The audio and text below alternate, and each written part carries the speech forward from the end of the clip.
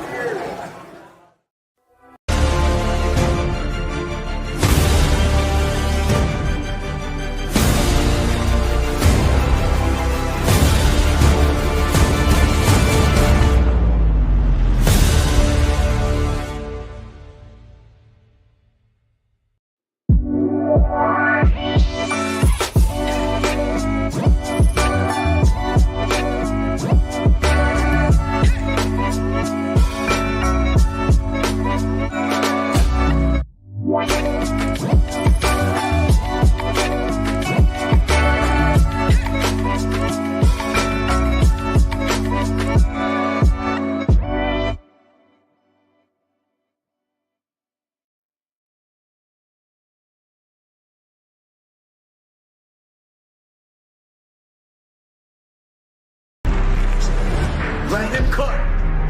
Let him cook now. Let him cook. I said let him cook.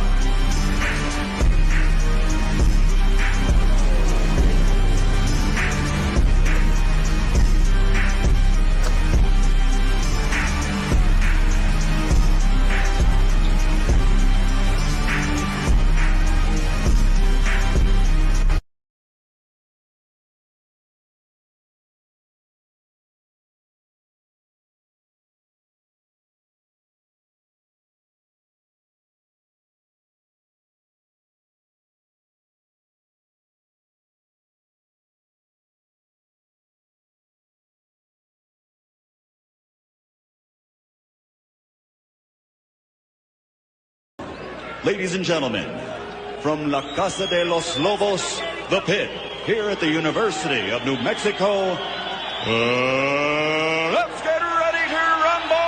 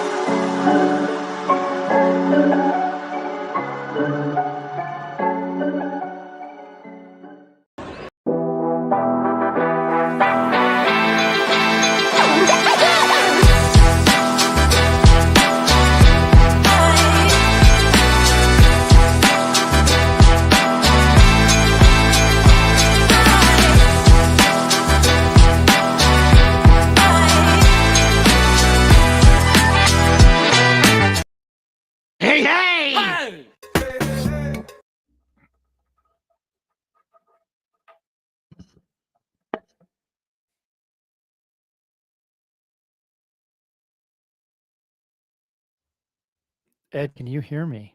Yeah, I can. Wow, what a great way to start the show. Changing my setup and had myself on mute. I guess I'll do that again. Hey, hey! Hey, you with the triple hey. How's everybody doing? My name's Ryan Tamori. Welcome to the Pit Press Live unmuted edition. A lot to get to today. Feel free to drop in the comment section, YouTube, X, the X platform. Try not to say Twitter. And I hope everybody had a good weekend. A lot to talk about. And I'll get to our guest list. Ned, I'm crashing and burning hosting today.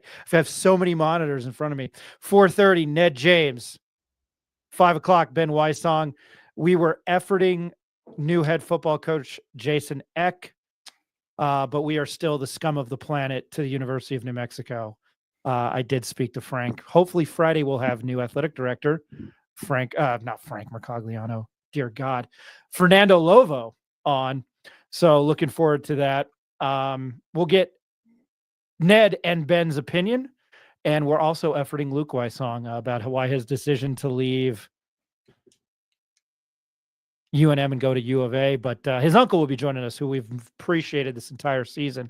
So before I get to, Rick is also joining us, so happy to have him on. Let me get to our sponsors. We appreciate those that pay our bills. Dulce River Bakery and Coffee, Affordable Solar, Turquoise Desert Tap Room, Tim Baca Sr., Tim Baca Jr. I think I just have fun saying that. Hydro Bar. Check them out on Montgomery, right off Louisiana. And Affordable Service, heating, plumbing, and air conditioning for your HVAC needs. In the Albuquerque and Rio Rancho area, Affordable Service has been in business in New Mexico since 1986. And it is still locally owned. During that time, they've served more than 40,000 customers, providing complete residential and light commercial HVAC services, including heating and cooling, electrical, and plumbing. Affordable Service takes pride in its staff and commitment to the Albuquerque and Rio Rancho community. To the panel and a couple of the usual suspects that always join me. I'll start with a Lobo fan since 1970 and the voice of the Western New Mexico Mustangs. Sorry to catch you while you were coughing there, Ed. Right. Mr. Ed Nunez. Ed, how you doing? Not bad, Ryan. Road Warriors, man. Been a lot on the road to Western on last Wednesday. Day trip back Saturday. Day trip back. We're there flying tomorrow, Tuesday through. We'll be back Friday, and then back Sunday. So, yeah, man. You know, I feel like last week was a heck of a week, but it was dealing with sports, broadcasting sports, so it's not too bad. And just can't wait till Sunday's over, man. I just looking forward to going down there, but looking forward to getting home too. I don't blame you. I think I got sick of traveling the last month, all the way from the Bay Area.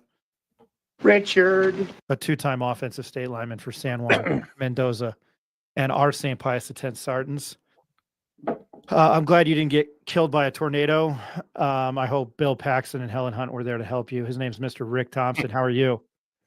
I am alive and well. We've dealt with a tsunami warning and now a tornado warning all in the past about 10 days here. A tree did fall over and block our driveway on Saturday morning, and the whole building here shook, but we're alive and well. I helped chop up the tree with some of the townsfolk here and shoveled it out of the way. So we're back at it. I'm happy that we have a coach for football in Lobo land, and happy that basketball is in full swing. We'll also dissect the Western New Mexico University win UNM. I don't even know what the final score was. They just kicked the living hell out of them. From, I think, the 10-minute mark in the first half. I went to the game to hear what brand new athletic director, and who I'm older than, which scares me, Fernando Lobo. I like him. He says all the right things. He's got his work cut out for him. I don't know, Rick, you and I are like a year and a half older than this guy. So I'm trying not to do that fake laugh anymore, but it's like, holy, I looked at him on Saturday night and I was like, man, you and I could have bought you beer illegally about 16 years ago with like a year's difference. But I think he's excited for the task. A lot to get to today, and I'll start here again. Ned James at 4:30. We'll get his thoughts. He's always great. And then 5 o'clock, Ben Ysong. But if you hadn't heard, Mr. Jason Eck is now your new head football coach for the University of New Mexico. Did I say football? I got to throw that in there. They hired him. He was Idaho's head coach, and he is set to replace public enemy number one, Bronco Mendenhall. Eck is 47. He was 26-13 in 3 seasons at Idaho, and he led them to FCS playoff appearances in those 3 seasons. Idaho was 10-4 this year. I think they were not the A seed, but like the 6th seed in FCS. They do a 24-team playoff, which I don't know why FBS can't do that. The only thing that was concerning to me about the hire is that he was announced the hire after losing 52-19. That's not here nor there. Once again, just to me, like the most New Mexico football thing ever. But they did lose to Montana State, who looks like they could probably run through half of FBS. So there's that. Eck told the Associated Press, quote, "I am truly humbled to be selected as the head coach of the New Mexico Lobos. I know that the university community, students, alumni, Lobo Nation, and greater Albuquerque and New Mexico communities are eager for success, and I cannot wait to give that to them." Fernando Lobo made an announcement and told the Associated Press, and I believe it was on Twitter and blah, blah, blah. I am thrilled to have Jason Eck as our next head coach, New Mexico Athletic, blah, blah, blah. Jason has led Idaho to tremendous success, turning around the program and building upon success year after year through recruiting, teaching, and a strong culture, end quote. Should have taken that out of my notes. I'm going to give my thoughts first, and then I'll throw it over to you guys before Ned James joins us here in about 20 minutes. I actually think it's a very, very good hire. Mr. Jacob Neff has not joined us in some time, your resident capper. He had been preaching the whole time, and I'm piggybacking off of his opinion. UNM needed to hire somebody from the FCS level so they didn't pull a Bronco Mendenhall. I think this is a pretty good hire. I talked and was on Kurt Ross' show on Friday on ProView Networks. That was a great time. He had, at that point, knew who the head coach was and informed me. Credibility, much credibility. And I had heard that it was Kirby Moore. He is Kellen Moore's brother, played wide receiver at Boise State. But I think it's an astronomical hire. I really do. And I'm not here.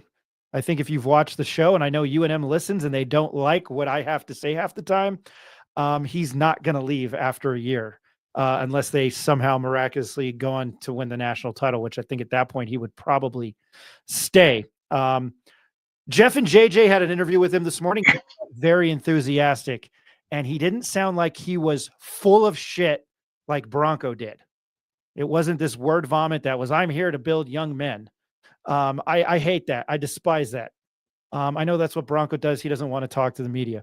I think you have to get somebody out in the community like Danny. I think Eck and his wife can do that. He had said that his wife was going to be very involved with the community. That's very good. I'm happy to hear that. I think the term that Jeff and JJ, not to piggyback off that, but they had the only first exclusive interview with him, and it was this morning. If you caught it on the opening drive, he had mentioned, Fernando Lobo had mentioned him a program builder, not a team builder. I don't know, and I'm not trying to steal Jeff and JJ's thunder. In this current aspect of college athletics, I don't know how you get a program builder and not a team builder. We shall see. Those are my 2 cents. I actually am happy for this hire, and I am enthusiastic. And as I mentioned on last week's show, hindsight's 2020. Deep down in my plums and in my gut, I did not like the Bronco hire. I am wrong a lot. I don't feel I was wrong on that. I think it was a terrible job, and majority of those people are gone, maybe other than Dave Williams. Ed, I will get your thoughts first. Your thoughts on Jason Eck. By the way, offensive lineman for Wisconsin, corn-fed beef. I love it. Your thoughts. Ed. He mentioned that Jason Eck mentioned that playing for Barry Alvarez, who's one of his mentors. So that was I listened to the interview today on the opening drive, and I think one of the things that we saw right away, you mentioned he's going to be a community guy. He mentioned his wife is going to be out there in the community, where Bronco's wife apparently didn't like it here. I don't even know she lived here. So I think that's, again, Danny was a community guy too. Coach Gonzalez loved being out in the community and loved talking up Lobo football with whoever would listen. They said that was Rocky Longstrength when somebody wrote that many years ago they were in a restaurant with Rocky and that Rocky sat down, talked about Lobo football, bought him lunch or whatever. And Rocky Long was a great community leader for Lobo football. I like what I heard. The Idaho athletic director said he had changed the culture there at Idaho. 26-15 was the record. Had a Jerry Rice Award winner at quarterback. So his record, I think, at the FCS level speaks for itself. Kirby Moore was considered, but I think some of the questions we have, I think you asked Fernando Lobo that, who else was interviewed, and you didn't get much of an answer. And I think that's just a question. Who else was interviewed? I think they're people are going to be skeptical whether he's going to leave or not until that first year or second year passes, and then because of what Bronco pulled, that was and we can sit there and say, I thought it was a good hire. I did. The university was lauded for that hire when they hired Mendenhall. He had been here before as a defensive coordinator. We had former players on that swore by him. They said he was a great, motivator. They'd run through the wall for him.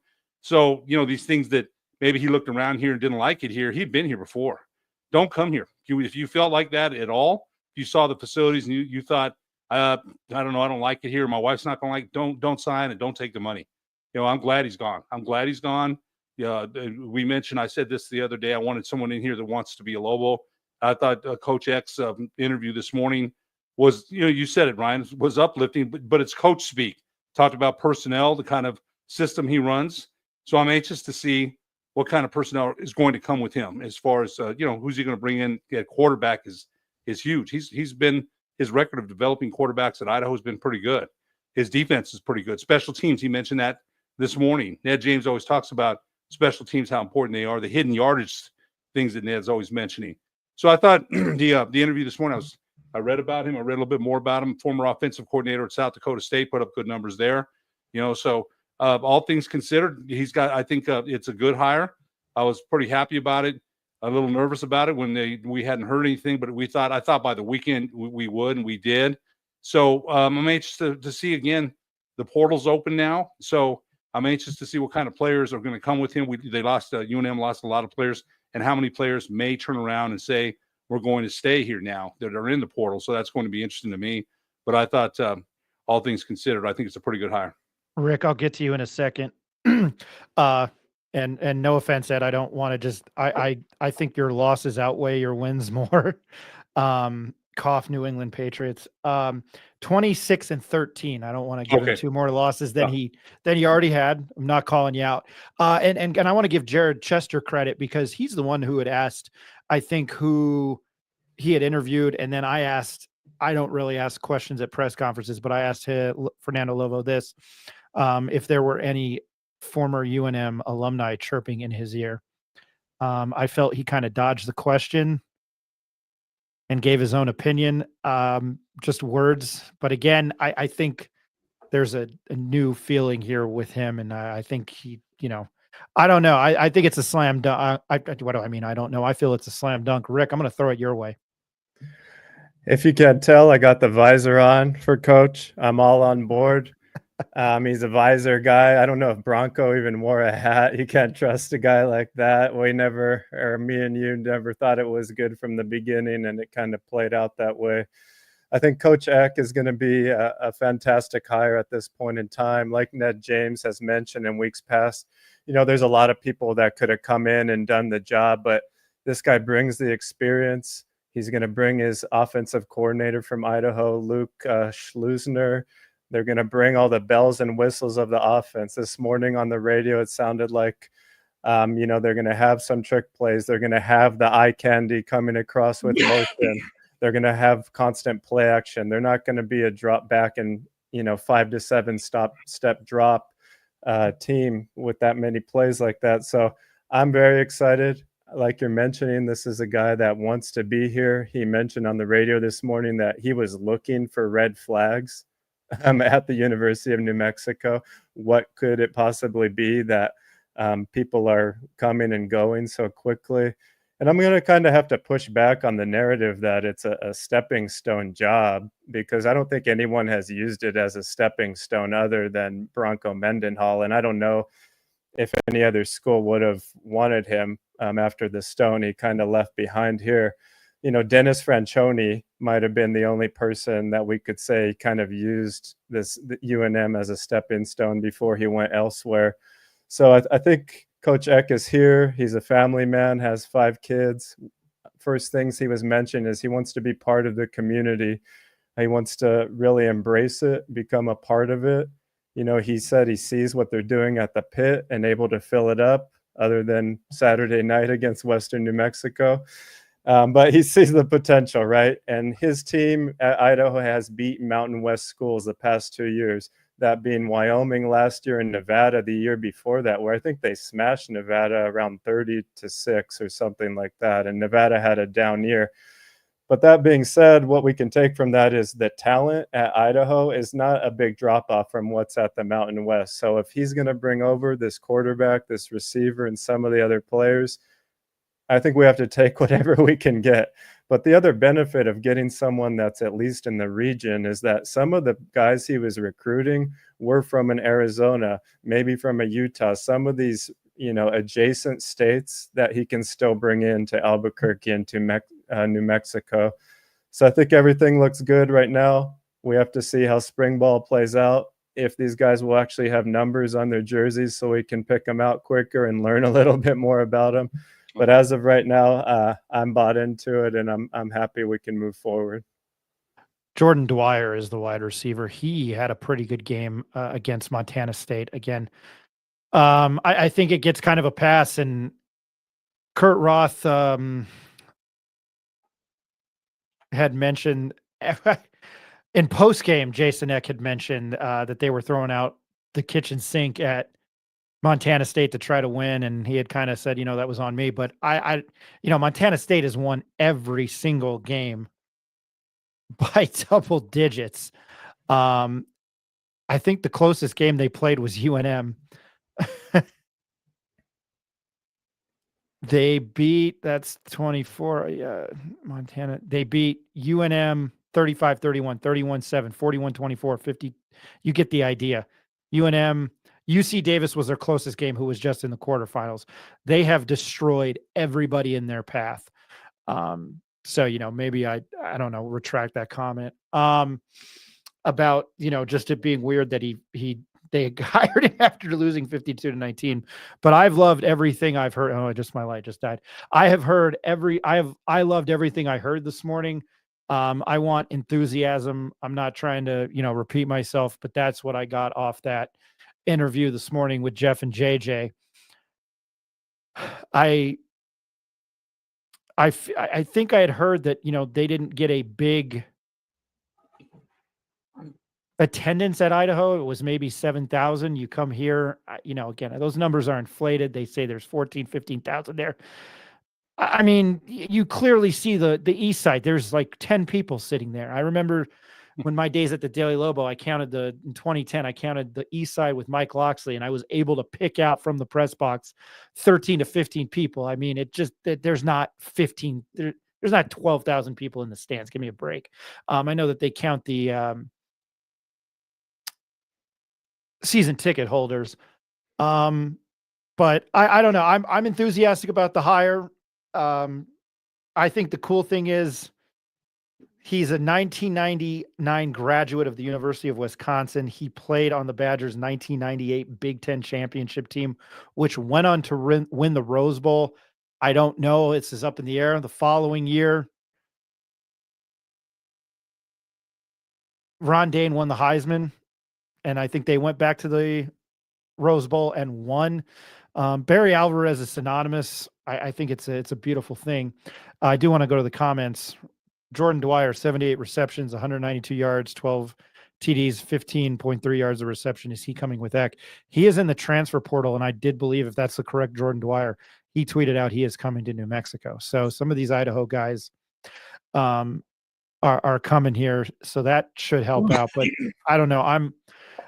When you take over a program that's in the cellar and you go to the playoffs 3 straight years and you get to the quarterfinals in the FCS, I'm pretty impressed by that, because I don't think the Big Sky and the Summit and the Missouri Valley are any pushovers. That is quality football, and I find myself watching it more. I enjoy it, a lot more. And as I've said, I love college football, and I embrace that playoff. I think it's fantastic. Ed, Rick, anything left to say? Yeah, I just want to say this, that, Rick, you make a good point. Joe Morrison did leave. He parlayed a 10-1 season, a long time ago, 1982, to go to South Carolina. So Bob Davie had already been at Notre Dame and Texas A&M when he came here. He wasn't going to go anywhere, I don't think. Coach Gonzalez, unfortunately, got fired.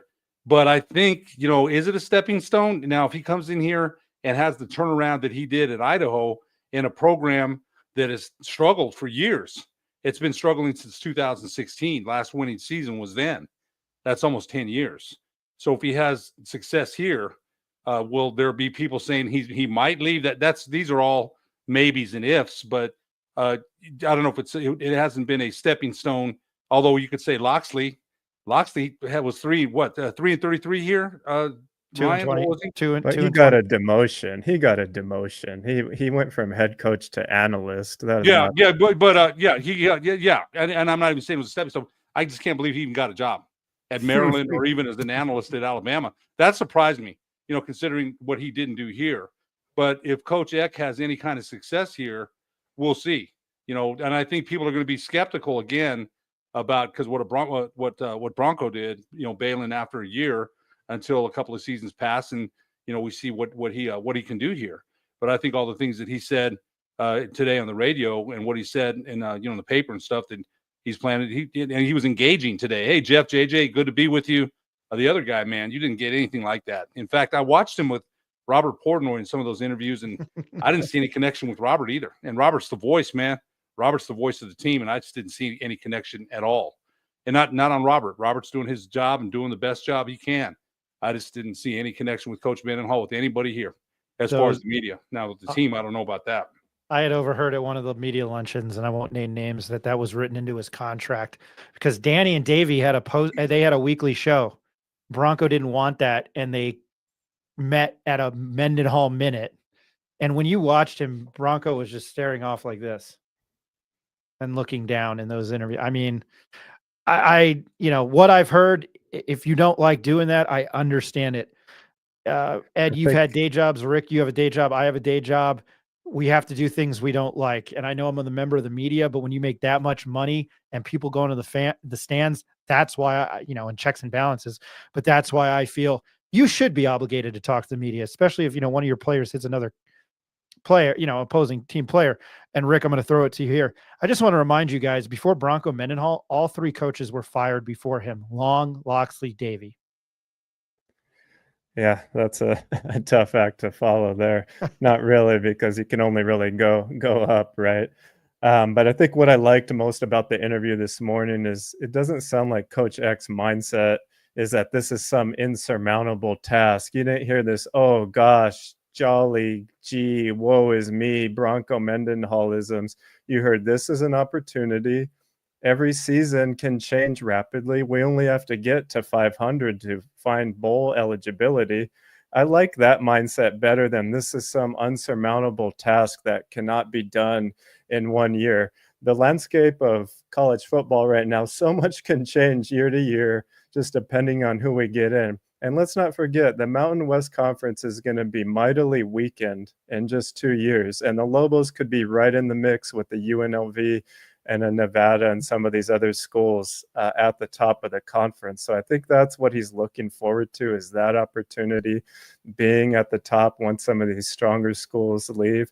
And, I just like that outlook a lot more than kind of the, climbing a mountain and it's just rolling a stone over and over again. And I know that work is hard, but I think the mental outlook on it has a lot to do for the fan base. And I'm looking forward to see what he has in store. I am too, and I think that's a very good point, Rick.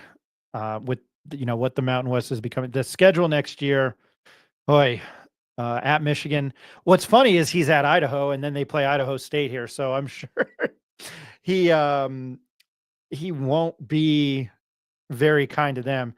And you know what I thought about it, because everybody, when I always travel, they're like, "Well, what the heck's a Lobo?" I'm like, "It's not a hokey; it's a real thing. It's a Mexican wolf."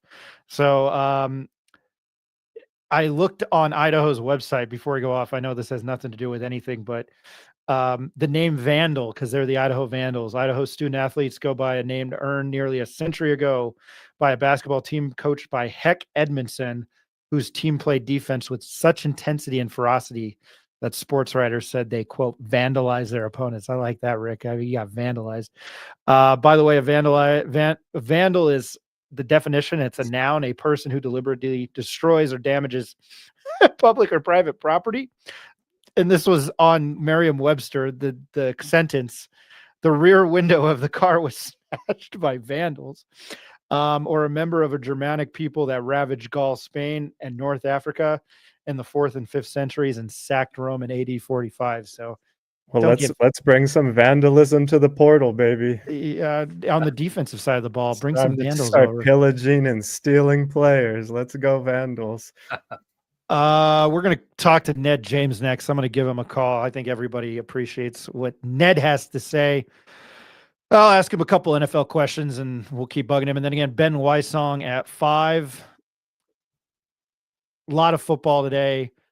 Big game at the pit on Rick's going to drop off. Appreciate it, Rick. Have a good one. Take care, Rick. Big game on Wednesday night at the pit, VCU, but we'll take a quick break and then followed by Mr. Ned James of the Lobo Radio Network and former UNM quarterback.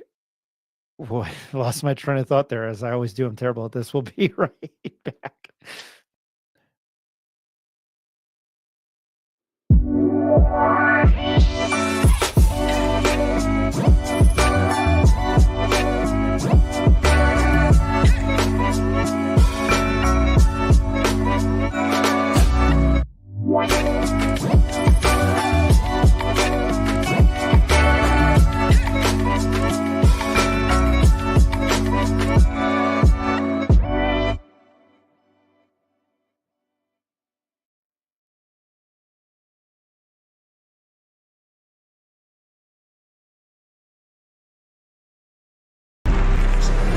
Let him cook.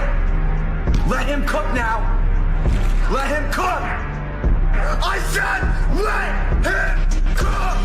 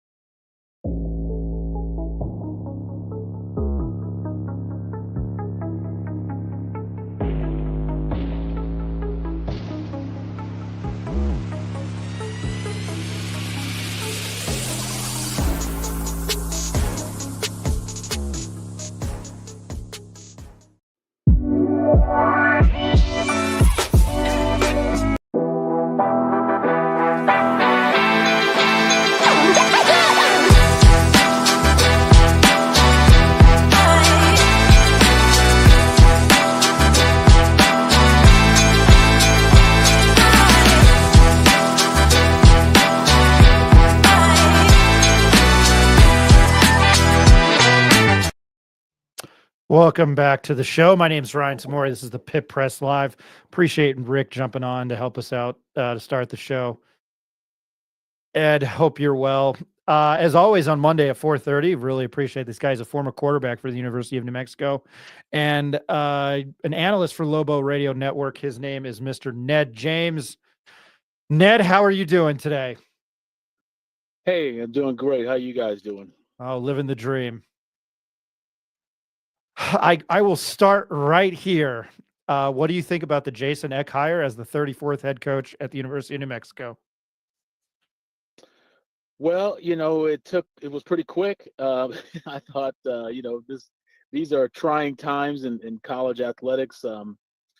you really have to get on top of the coaching hires pretty quick because of the fact that kids are just moving so fast.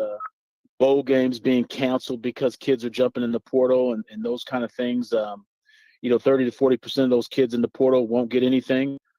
So it's just interesting times, and player evaluations and the fact that rosters are constructed financially is very interesting, and they're year to year. There's no disclosure, so no one knows what players are making. We know that Jason X is going to have a 5-year contract, but how long he stays, how long the kid stays, no one knows. So it'll be interesting to see. This is his second head coaching job, so it'll be interesting to see how his era kicks off. He's had some success at the FCS level, so we'll see what happens when he steps up with the big boys here in FBS. But we'll see. It's one of those things you have to wait and see. Football here in New Mexico is interesting. JJ Buck teases me all the time, tells me I'm the only one that cares about football in Albuquerque, New Mexico. So we'll have to see when fans show up, if Jason's able to get, people in the stands and people excited about Lobo football again. It's just one of those things he's going to have as a struggle. You've got to recruit players that are still here on the roster, and you have to make a decision, because once a kid jumps in the portal, the checks stop. And that's one of the things, kids are a little immature about.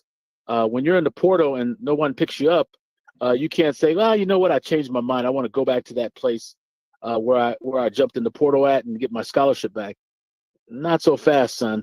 When you jump in that portal, the checks stop, classes stop, everything stops.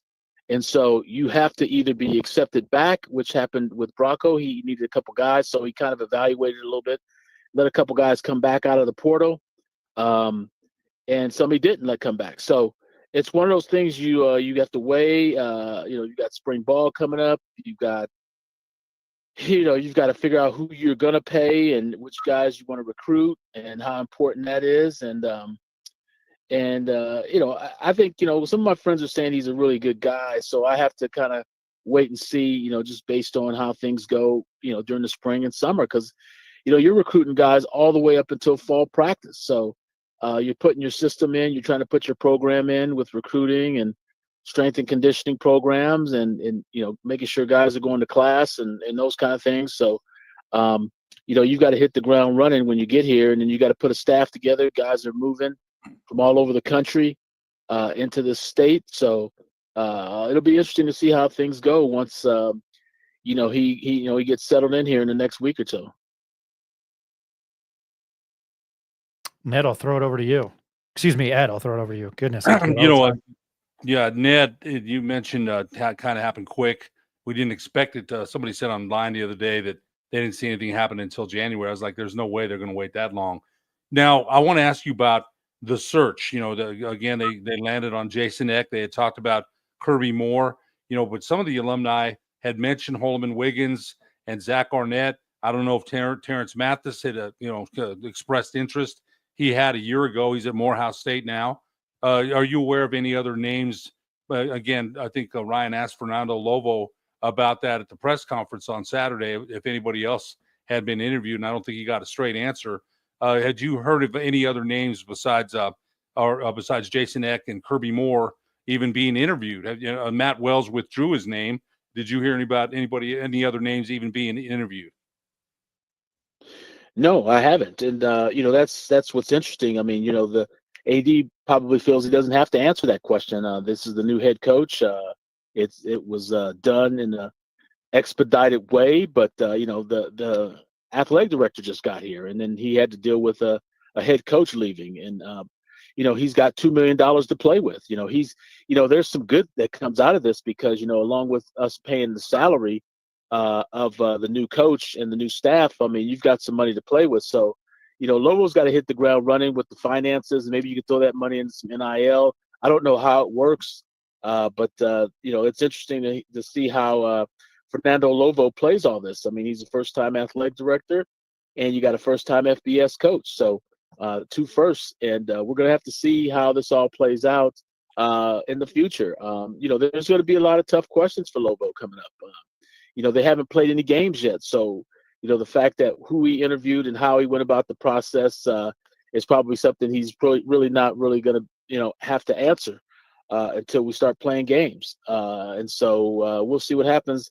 The journalists are going to have to journal and figure it out. And, whether it's positive or negative, it's going to come up again and he's going to have to address it.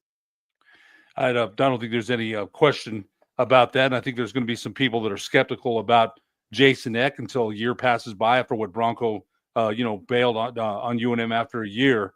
But, he mentioned, some of the way he wants to play football as far as, he runs the ball, did a lot of play action, mentioned some trick plays. His defense at the FCS level had been pretty good. He also mentioned special teams, which is something near and dear to your heart. You always talk about special teams winning games.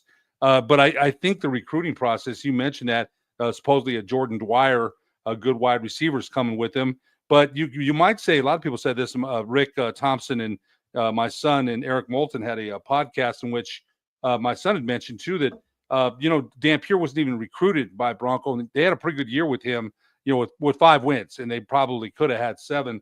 How important is the quarterback? You're a quarterback. You played quarterback. You coached in the pros, wide receivers. You know all about that position. How important is it for him to go out in the portal and get that guy, whether it be from he has good success. He had good success at Idaho, developing quarterbacks. How important is it to get that guy? You'd be lucky to get a Devin Dampier again, but how important is it to get that guy to come in here and run that system? Yeah, it's very important, and we're going to be able to tell very early. You're going to have a guy in here for spring ball.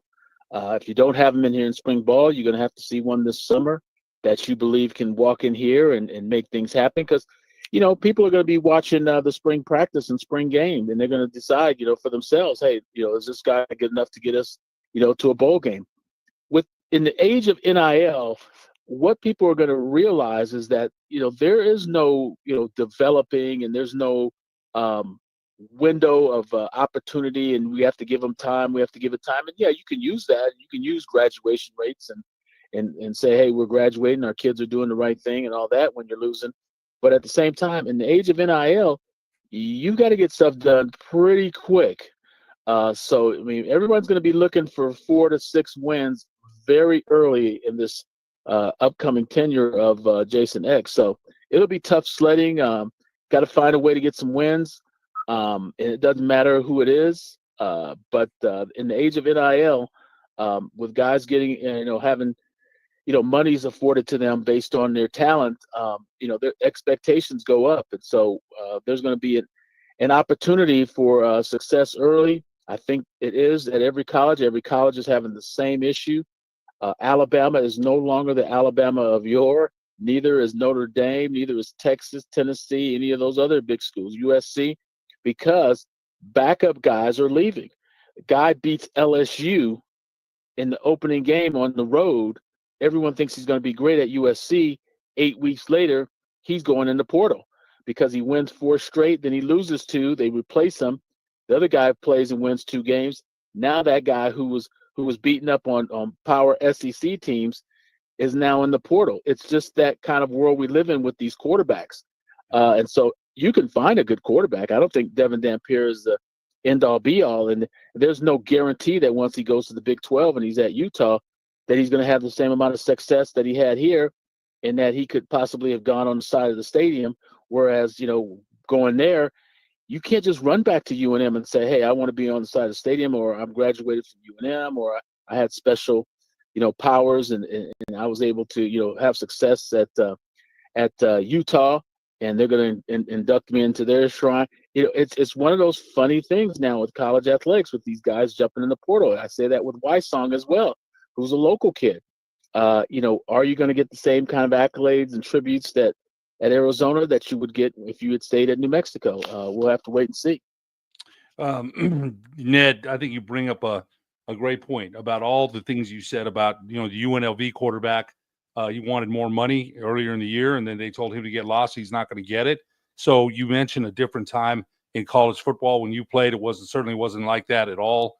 Things are changing every day. As Marshall not able to field a team for the bowl game, that too many people in the portal. So we're seeing things that we've never seen before. But I think one of the things I'm getting, though, there's an opportunity here. Now, Bronco bailed after a year. And, for anybody that's a Lobo, for a guy that loves the Lobos like I do, hey, I'm glad he's gone, man. He doesn't want to be here getting the win. But how much this was discussed, I think, with you last week. I don't know if we discussed it with you. Ryan and I talked about it. How far did he put the Lobo program back by doing what he did? It was said that maybe two steps back, that there was some success this year on the cusp of a bowl game. If they win 2 more games, they're probably in it. But, then he bails after 1 year. How far back is New Mexico? Did they take 2 steps back? And how much work does Jason Eck have to do here? Bronco Mendenhall is not Jesus. He doesn't walk on water. He didn't come in here and just absolutely blow it away. Everybody sounds like the guy went 12-0. Guy won 5 games. Okay. Yeah. Okay. See you next week, son. I don't think it's that egregious. I don't think he set us back at all, if any. I don't think he would have won any games had it not been for Danny Gonzalez's quarterback. It wasn't his quarterback. The defense was worse than it was last year with Danny. So I don't see how losing this guy is going to change anything. Now, maybe they'll show this guy a little bit more grace if he stays and he loses. Maybe he only wins 3 or 4 games. They may show him a little more grace because he's probably not going to go anywhere. He'll stay here. But at the same time, I don't believe Bronco walked on water. I've still, like I was on, I guess, TJ Trout's show, and I'm like, I don't get the whole, everybody's in mourning because of this Bronco guy. What have you done for me lately? Every coach coming in here has got to win 5 or 6 games because of NIL, because of the transfer portal, because of money's being afforded to these players. And does Devin Dampier walk on water? He had a great season. Yeah. Okay, next guy up. You can't just depend on these quarterbacks. Everybody likes to kiss their quarterback poster. How about let's play some better defense this coming season? How about us have a better kicker? Let's kick some 50, 60-yard field goals. Let's do some things, let's return some kickoffs for touchdowns. Let's do some things special, offensively. Let's get off to a good start and win the first couple games, and then have a little struggle in the middle of the season, and then try to pick it up at the end. There's all sorts of things that happen in the course of a season. Football is unique. It's a little different than basketball. You got 11, 12 games to get it done. You have a week to prepare. Let's see how this new coach does with NIL, with the portal. Bronco brought in 60 guys. Let's bring in another 60. Let's go set hike. Let's go find some players.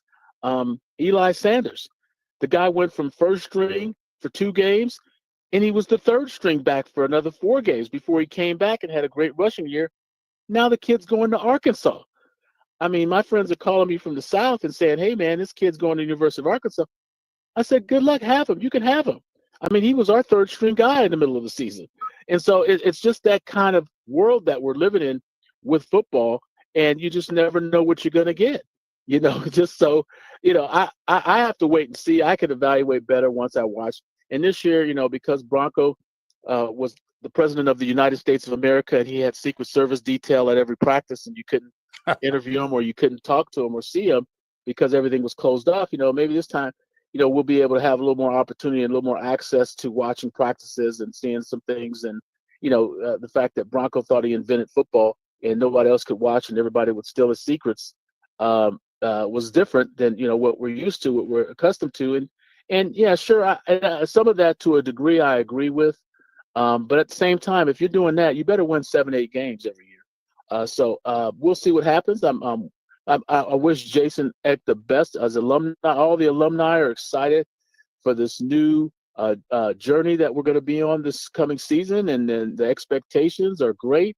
And Jason Eck is saying all the right things early, so we'll see what happens.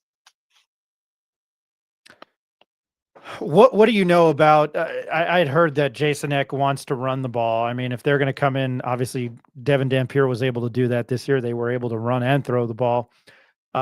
He says that he's probably going to come in here and run the ball. What would you say to that, Ned? Well, every coach other than the air raid or the run and shoot guys say they want to run the ball. There's no coach in America that doesn't say they don't want to run the ball. What does that mean? Okay, you want to run the ball. All right. So, it doesn't mean anything. You want to stop people from running the ball too. You can't just run the ball. We're going to be like Army or Navy and run the wishbone. No, we're going to just do the same thing that everybody does, and it's okay. I mean, whatever style and whatever system that he runs, every coach, he's an offensive line guy, probably, figures you want to be, it wants to be some level of physicality to the run game. He came from Wisconsin, which, up there in Idaho, and you've got to run the ball because in the wintertime, it's tough to pass the ball. So, it's those kind of things. So, I mean, it's what it is. It's what your team can do. If you got a guy in here who can sling it, and you got 4 wide receivers that can go get it, why run? When it may be easier to pass. It's just a matter of what your personnel dictates. That's what I liked about what Jason Beck was doing offensively. Your personnel's got to dictate how you play the game and how you run your offense or defense or special teams. So I'm just looking forward to seeing, what new bodies he's going to have in here, because he's going to bring about 40 to 50 new guys in here, and you better find some players. Oh man, I lost my train of thought on what I was going to ask you next. I don't know what I mean. You talked about Campbell, the guy at Detroit, and then you talked. We're going to go to the NFL. Or you want to stay in college? No, we were going to go to the NFL anyway. I had another question, then I started reading something, and I was listening to what you were saying, and I was like, oh, that's a good point. Because you had me cracking up with what all the coaches want to run the ball. What does that mean? All right, we'll switch gears to the NFL. I got a very fantastic text from you yesterday about being goofy again. I would have to say, yeah, it's boneheaded. For content wise and watching and entertainment purposes, yes, I understand it's a job and it's a game and things are taken seriously, but you're only down 10. I know that the Lions couldn't stop them, and Dan Campbell had said that. I'm still scratching my head for the fact that they kicked an onside kick with 10 minutes to go. So the floor is yours, Mr. Ned James. What do you mean you can't stop them? Your guys on defense get paid too. This whole idea of these guys that are just unstoppable is ridiculous. Everyone's stoppable. Everybody's stoppable in the NFL. You can't just say that, the defensive guys, hey, we're just going to let them run down the field. No. There's opportunities and there's situations that people are in, and you figure it out, and you scheme against them, and you play it to the end. You play every single down like it's the last down. No, you can't onside kick the ball with 12 minutes left in the game, and you're only down 10 points. It's idiotic. Okay, I mean, it's par for the course for Campbell, in my opinion. It's not a shocker to me that he did it, but it's idiotic. And that's okay. I mean, like you said, for entertainment purposes, sure. You get to talk about it on Monday. I'm a guy who's making a couple $1 million, and my team is 12-2 or whatever it is, 13-1, whatever. So I get to do, I get to stick my chest out and say, hey, look, I'm a winning coach. I can do whatever I want. Hey, who's gonna argue with me? Who argues with a guy who's 13-1 or 12-2, whatever he is, when he does something, idiotic like onside kick with 12 minutes left, only down 10. Now, rational people would think, okay, why is he doing this? What's the purpose of this? Why is he putting his defense in a bind? Why is he, putting his team in a bind? They've been able to score 38 points. They just need to stop these guys on a couple drives, and then they're back in the game. That's how you play the game. I was disappointed in the fact that people gave him a pass on it and let him get away with just saying, it didn't work. I didn't anticipate him getting the ball going down to the 5-yard. Wait, what? No, that's not how you do things, And so, but hey, people think that, this is good. And, like I said, his team is winning. And so when you're winning, it cures all, ills. I mean, all of a sudden, it's like being rich. Just because you're rich, that makes you much smarter than everybody else. That makes you much handsomer than everybody else. But it's not necessarily the case.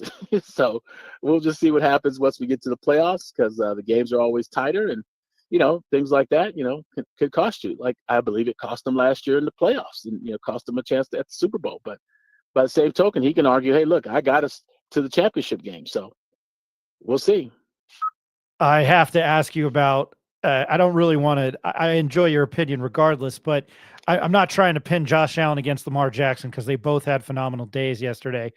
Josh Allen kind of did it against 15 guys on. I know it's next man up, and you just said it, but Lamar, and I'm not that I care win or lose. I still wear my Giants hat or Giants t-shirt. Lamar had a fantastic game yesterday, and he torched the Giants. It was kind of, I still want them to get the number 1 pick. It was kind of painful to watch. I'm trying to bring up the stats here because it was phenomenal. But how would you rate Lamar? About 5. Yeah, 5 TD. Here it is. I'm sorry, 21 to 25, 290, 5 touchdowns, 0 interceptions, and for the fantasy people that care, depending on what league you're in, 45. Josh Allen's numbers were through the roof too. I mean, Ned, if you had to pick, who's your MVP? I know that's a softball. Who is my MVP already this year for the entire season? For the entire season, yeah. Oh, I'd pick Saquon Barkley from the Philadelphia Eagles. I love that. But that's just me. It's a running back. The Josh Allen and the Lamar Jordan argument are very interesting arguments for MVPs because Josh hasn't won one, and Lamar's won 2. And so it's interesting because they're both RPO run guys. Josh doesn't get considered as much of a runner as Lamar Jackson is, even though they are similar in their style of play. And it's just fascinating to see because that style of play with Lamar Jackson, Josh Allen, Jalen Hurts, can that win you a Super Bowl? That's the evolving NFL. My opinion, I'm an old man. I believe you got to win from third down in the pocket, throwing the ball. I like Brian Daboll. You probably hate him. You probably think he sucks as a coach. I think he's a great coach. I think he blew it as a head coach early by getting rid of Wink Martindale because of personal reasons, and that happens when you're in the NFL organizations. I've been in NFL organizations where the head coaches got to break up fights between coaches. People just see the players and they think all these players are knuckleheads. They're walking off the field in the middle of games and not wanting to go in, and they get suspended and all that. Coaches are every bit as bad. It's just that you don't see it. It's like a dysfunctional family. Everybody's at fault. So that's just one of those things. And so, with the quarterback situation, people just have to realize the game is evolving. I'm not quite there yet with the Josh Allens and the Jalen Hurts and the Lamar Jackson. I'm still with the big stiffs in the pocket like Jared Goff, even though his coach is goofy. Guys who can throw it from the pocket on third down, I really, really like. And so I'm staying with it. That's why I like Baker. I think Baker's a tough guy, even though he's a lily-putting, Oompa Loompas short guy. I just, those guys that can spin it on third down and get you, out of some situations throwing the ball on third down system guy. The Andy Reid system helps out Patrick Mahomes. I don't really agree with Patrick Mahomes being all that great, but I think Andy Reid makes up for a lot of the stuff that he, can do just improvising with the system that they have. But it's just that, the quarterback game and how you evaluate and how you, grade that position, or how you, I don't know, how you pick for MVP at that position. It's a little bit different. It's changing now because the rules have changed. You can't touch the quarterback, but yet they can run more. It's just a little bit wonky for me. And those 3 guys are very similar in their style of play. And Josh Allen is getting all these accolades because, he's, they're putting up points and he's looking like, the dynamite kid because he can, he's a big guy that can run. The problem I think they should start fining quarterbacks. They don't fine them enough money. When they flop, when quarterbacks flop, it should be $50,000 or $70,000. If they flop when you just touch them, and you're not really hitting them, because defensive players have to, in their aggressive nature of going after quarterbacks or going after run, they have to pull up when they see it's a quarterback. Because if you hit them, it's costing you $50,000, $60,000, $70,000. You're getting suspended 2-3 games. Whereas with anybody else, you're not getting suspended, and you're hitting them even more vicious and more violently than you ever hit a quarterback. So it's just one of those things with these running quarterbacks. They get a lot of accolades because they're able to run, but I want to see a guy win it from the pocket. Until I can see a guy who's an RPO guy, and maybe Patrick Mahomes is that guy. That style of play that you have to have. But I'm still stuck on the stiffs in the pocket. So until the RPO guys, until a guy like Lamar Jackson or Josh Allen and Jalen Hurts and those kind of guys win a Super Bowl, I'm sticking with the big stiffs in the pocket. I'm still a Dayball guy. I really liked him, especially 2 years ago when he kind of changed the culture there with the Giants. You stole my thunder on my last question because I know you're a Baker Mayfield guy. 22 of 27, 288 yards, 4 touchdowns, 1 interception. Got sacked once. He threw a couple of darts to Mike Evans. Every time I watch him now, I think of you, Ned. Just talk about that performance because I thought they had their hands full with Harbaugh and the Chargers in LA yesterday. Yeah, I was just telling my friends, Baker, the touchdown maker. When I was in Cleveland, and I sat in quarterback meetings because I was with the receivers, so I got a chance, and I would say, hey, look, I'm going to sit in with the quarterbacks because I'm just a quarterback. I always sit in the quarterback. No matter where I coached it, I always went and sat in the quarterback meeting rooms. They wouldn't let a brother coach the quarterback, so I had to go sneak in the quarterback rooms. So just to kind of keep fresh on quarterback stuff. Sitting in with Baker, the thing I noticed about Baker, even in practice and when he first got there as a rookie in Cleveland, was number one, he took copious notes. He was really detailed. Every meeting that he came to, man, he took really detailed and serious notes. And those are the things that I would look at with the quarterback if I'm coaching quarterbacks. And the other thing was, I always thought, aside from being smart, I really thought Baker really worked hard. He was a hard worker in practice, stay after practice, run gassers by himself. He's the kind of guy that would do extra when nobody's looking. He's the kind of guy, he's not doing it for show. He generally really worked hard. And the other thing I liked about him, kind of a tough guy. And you got to be tough because you're dealing with tough guys in that locker room. You can't take no lip off guys. You got to be in charge. You got to have some leadership to you, and you got to be tough. And I thought Baker had all those attributes, which I think are the key ingredients to being a successful quarterback. Now, I thought he was a little entitled, came from a little bit of money, and I thought, that could hurt him with some guys. And it kind of did hurt him early on when he started running his mouth a little bit, but then he kind of settled in. And, it takes guys a couple of years to settle in a little bit, and he got thrown around a little bit in the league and got humbled because he realized that no one cares about how much money you make. And then, he even had family members ripping him off, stealing his money. And, he learned that the money ain't the issue, and then, he really took, what he was doing seriously. And you see the results now. And I think, he's matured a lot. And I just like, the fact that, he had all those qualities early on. I didn't like the little entitlement stuff. Funny thing with when we were doing the Hard Knocks thing really got me with him. But getting into because we flew in at the same time to training. I don't know if it was mini camp or it was training camp, one of the two. But I got all my luggage, and he's got like 2 or 3 handlers with him handling all this stuff. But we're going to the complex together. We're getting picked up at the same time. So we got this big, gigantic van to take us to the facility. And, he thought all of his handlers were going to sit up in the front. I'm like, I'm an old man. Well, no. It don't work like that. I'm a grown man. I'm sitting in the front and everybody else going to sit in the back. And he was real respectful. And he said, hey, I said, I don't care if HBO is in here. I'm an old man. I'm an old coach. I'm not sitting there. I don't care if you're the first overall pick or the last overall pick. I'm an old man. I get to sit in the front. I'm not sitting behind no makeup guy and no public relations guy, whoever you got coming with you to camp. I've never seen this before. And so it was just interesting just being around him and just knowing him. And, he was real respectful. Mr. James, yes, sir. Okay. I'm like, I don't care if the cameras are following you. We're going to the same place. It doesn't matter. I used to tell that to the NFL guys when I had they used to say, Mr. Ned, why don't you get a nicer car? I had a little Honda Civic, and I would always park it next to Samari's Mercedes S-Class. And he says, man, don't park that ugly car next to my car. And then I deliberately did it for every single home game we had, just so he would get upset because I'm like, hey, I'm like your Uncle Willie from Apalaca, Florida, who's working as a mechanic. Not everybody's a millionaire, So you just gonna have to learn to live with me because I go in the same building you go in every single day.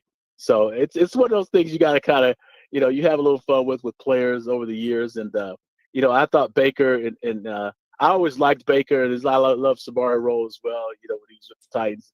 And it's those kind of things that you kind of learn from players, and you learn from being around players that help you to understand, just what they're going through and how they're how they're able, how they're going to be able to achieve once they, mature a little bit and get to where they expect to be, and that's a champion and a winner. Samari Roll's a name I hadn't heard in some time on that Titan. Good defensive back in those late 90s, early 2000s. Mr. Ned James, probably bug you next week to recap some NFL and the college football playoff. I can't appreciate you enough. Thank you always for your time. All right. Thank you guys for having me. Take care. Thanks, Ned. All right. That was Ned James. Appreciate him. Always love talking to him. He always asks me for a copy of the episode, so I send him the live link. There, I'm doing that for him now. Ed, I'll get your thoughts very quickly on Mr. Ned James. I always love talking to him. That was a fantastic story about parking his car next to Samari Rose. But what did you take away from him on Jason Eck? Cautiously optimistic. Ned's been around here a long time as a former quarterback, a true lover of the Lobos. I think, Ned may have not said it, but maybe he wanted to see the search go in a different direction. Eck's here now, and Ned's going to be behind, the coach. He said it. We're alumni. We're excited. But, knowing Ned the way I know him, he might have wanted to see, hey, did Zach Arnett get an interview? Did Holloman Wiggins get an interview? Terrence Mathis was mentioned, but he's at Morehouse State now. But I know in last year how bad Terrence had told me he wanted the job. That was last year. So knowing Ned the way I know him, I think he's kind of interested to say, who else did they interview? But Coach X here now. And, just think about what he said about Baker Mayfield, going into that subject, the notes he took. That's what I mean. He's at a different football level than anyone we know by far. So, and when he talks about quarterback being able to spin, that's the quarterbacks that he likes. And I wanted to ask him who he thought might go to the Super Bowl. Think what he said about Lamar Jackson and Josh and Allen. Allen's probably playing the best football right now. And, I was interested in his thoughts about Dan Campbell. Dan Campbell's changed the culture there at Detroit. He has. Now, Ned makes a good point about some of the decisions that he made are head scratchers. You're like, gosh, man, last year in the playoffs, and then that onside kick. And I think sometimes it's that grit, determination, and that thing, we're just going to do it. We're going to do it. We're going to get it done. That machismo he has. I get it. But you still have to give him credit for turning that culture around there. Detroit, they had not been very good at all in a long time. When is the last time they've been in an NFC championship? 1983, I believe. I don't even remember. 93, 91. They played the Redskins, and the Redskins with Mark Rippon went on to beat the Buffalo Bills in the Super Bowl. They beat Dallas in the opening round. I remember that they beat Dallas in Detroit at Pontiac. The famous Barry Sanders run where he broke free and all those guys. Yeah, I mean, that was Barry. Casillas thought he had him tackled, and he ran right over Casillas, ran right through him. So I wanted to ask him too, and that's okay. What he's done, and he did a great job. But back in the day, you mentioned the quarterbacks, the way they flop.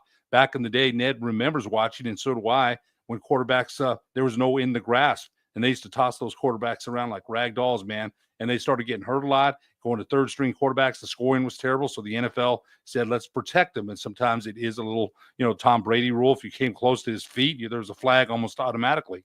So I think, his thoughts are always well thought out, and he knows what he's talking about because he's played a position, and just being in that meeting, the quarterbacks meeting, you think about that with Baker Mayfield, who, by the way, is playing pretty darn well, man. I thought the Chargers would beat them. That was in LA, I think. And Tampa Bay, he hasn't played great. He's been inconsistent, but you know what? He's got them they're in the playoff hunt.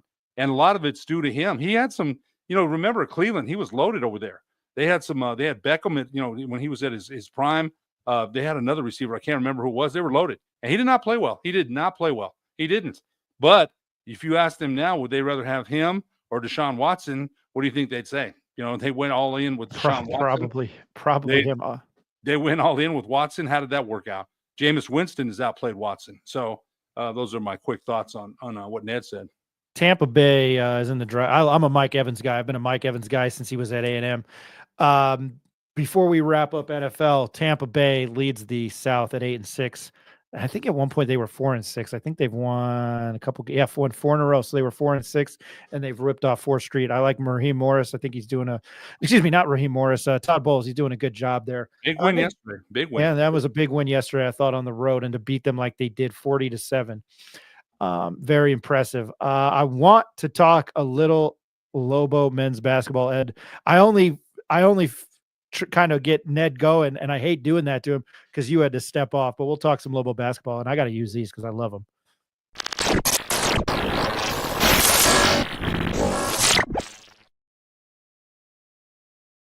This is definitely me being unprepared. I forgot the score on Saturday night. It doesn't matter. They blew the socks off Western MSU UNM men's basketball. But Ed, you're the X's and O's guy. You've ref Nick, Rick, Eric. Everybody played but me. I was all-state drunk in high school at Pius. But I wanted your thoughts on Western New Mexico and this very good VCU team that rolls into Albuquerque on Wednesday night. 122-70 UNM over Western, and unfortunately, I didn't get a chance to watch much. We listened on the way back because when we got to T or C, we got some reception, and Western was sticking in there for a while. And I figured they were gonna UNM would blow them out, and they did. Milovic, how do you say his name?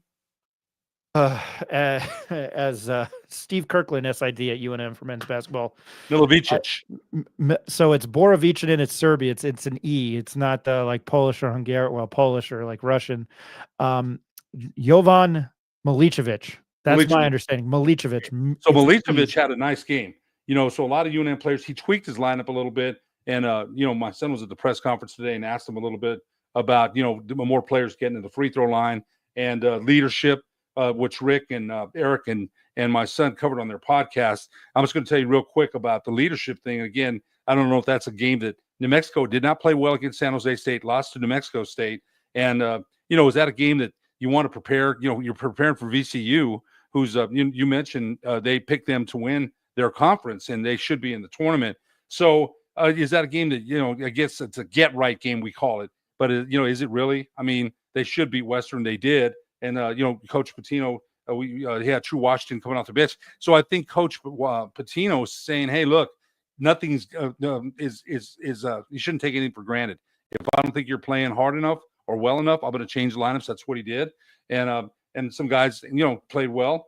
Milovicevic played well. Borovicin played well.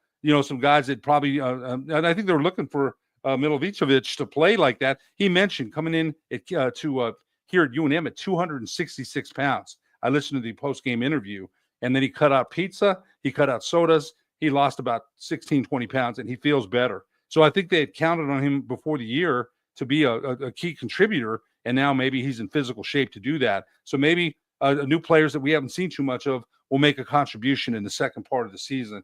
But the leadership thing I want to tell you about real quick, and I thought Rick Thompson, Eric Moulton, my son, covered it very well. There's, the back of the day, you could count on a leader. You really could. You could say that's the unquestioned leader of the team. But because this NIL thing, I'm telling you, I saw this against the Aggies, and this is nothing against Donovan Dent. You would think he's the leader, or True, or Nelly. Nelly's been in college basketball. Nelly's a kind of a quiet guy, though. He's not going to be that leader. But I think a lot of it, this NIL stuff, confuses things because guys at the end of the games are like, I need to increase my NIL profile. I need to make the shot. They're not trying to lose games. I'm not saying that. I'm just saying I think they're trying to make hero ball plays. And Coach Patino alluded to that with Donovan Dent. Someone asked him at the press conference, why was he out the last couple of seconds against New Mexico State? And he said he was tired. They were, what did they miss? 18 of 38 layups against New Mexico State, shots that they normally would have made. But you know what? Give the Aggies credit, because in overtime, they came and they took it to UNM, man. They did. They took it to UNM. They were the better team, the fresher team, where I thought at the end of regulation with that goaltend, that would energized New Mexico. I really did, because New Mexico State looked like, man, shell-shocked. We had the game won, and goaltend, and it's tied. They came out and really were the more energetic team. So I think that leadership thing where you could count on someone. The problem is Milovicevic, they asked him a question today. He saw chairs for graduation. My son told me this, and that he asked Coach Patino, is this where I'm going to graduate from? And Coach Patino says, if you don't enter the portal. See, it used to be you're going to graduate. You knew you'd graduate from that school where you were at. Not anymore. Things have changed. So I think that leadership role is always in question, because is Dent going to be here next year? We know Nelly won't be. He's a fifth-year senior. Will True be here? Will any of them be here? Will Patino, for that matter, will he be here? And so I think leadership issues are clouded now because of that. And it used to be where guys would be like, you could tell that's leadership. Somebody could be would be the leader of the team by their actions, by the way they carried themselves, by the way they played, the loyalty, the commitment to the program. and you just don't see that anymore. So that's just my quick thoughts on that. But I got to run off, Ryan, and my wife and I are going to the lights over there with my son and my granddaughter. So I appreciate you having me on. Always. And like I haven't mentioned this, trying to come to you live, do a show every Monday, Wednesday, Friday at 4:00. So Ed, most of the time will join me. I appreciate your time tonight. I want to take a quick break because I don't want to keep Ben waiting any long. Ed, enjoy River of Lights. Thanks, Ryan. Take care, man. All right, we'll be right back with Ben Ysong. This is the Pit Press Live. Everybody, thanks for watching.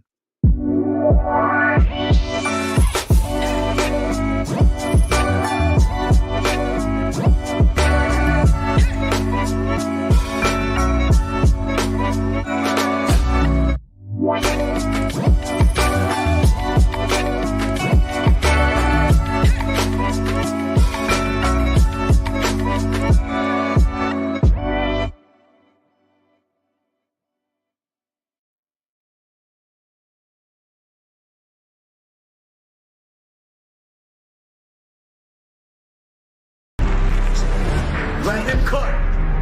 Let him cook now. Let him cook. I said let him cook.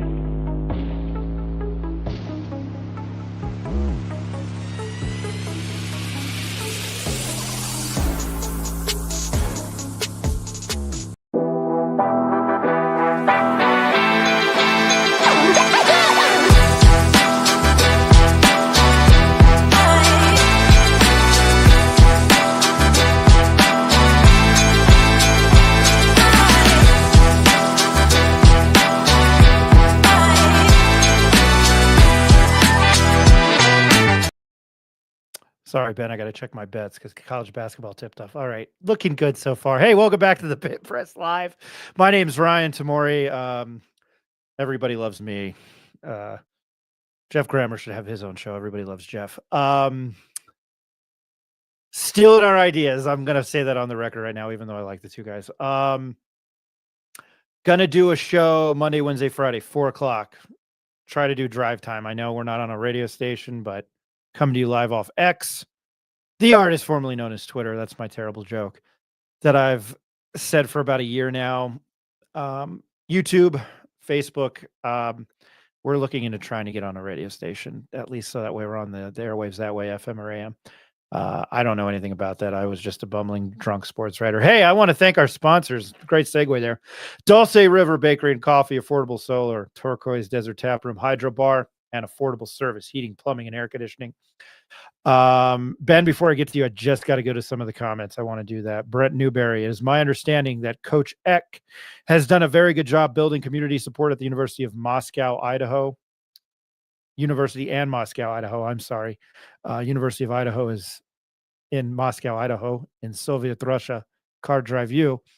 Yeah, I've heard those things. I heard it was very good. BT, move on. Ned is correct and spot on his assessment. I agree with that. False information. Jordan Dwighter is not committed to anyone in the Twitter account. I have to double check that. I apologize. I don't like to run with anything I don't know. I thought I saw that. All right. I'm going to do this here.